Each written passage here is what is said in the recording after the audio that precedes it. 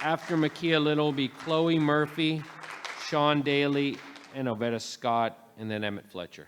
But we'll go with Makia Little.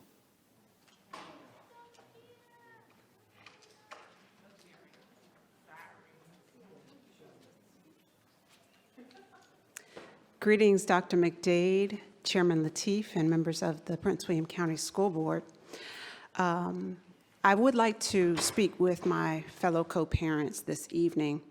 Once upon a time, an education was something afforded only to those with the resources and means to send their children to school, foregoing their labor and contributions to their households. Horace Mann, a pioneer of American public schools in the 19th century, famously called education the great equalizer of the conditions of men. The claim has been widely accepted as universal ever since. So tonight, I have a question.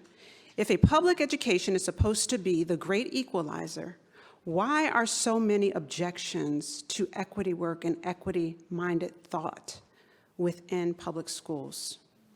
If your child gets to see themselves and their ancestors reflected in the curriculum, then my child should have the same opportunity to feel connected to the contents of their lesson plans.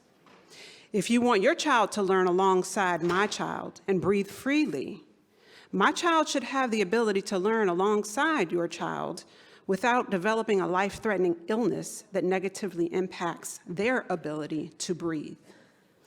I've had discussions with elected officials within our community regarding our teachers, our children, and staff being forced to return to the classroom without proper protections in place. My question to them at the time was, can you guarantee that no child will die? Unfortunately, we experienced tragedy in Prince William County at the end of 2021 with the death of the first child within the Commonwealth. As the sister, I'm speaking, thank you. As the sister of a 20-year Elizabeth Vaughn Elementary School teacher, tonight I now ask, can you guarantee that no educator or staff member will die? The truth is no. In this out-of-control pandemic, we simply cannot guarantee that, but that is not the job our county's educators signed up for, to risk their lives to educate our children.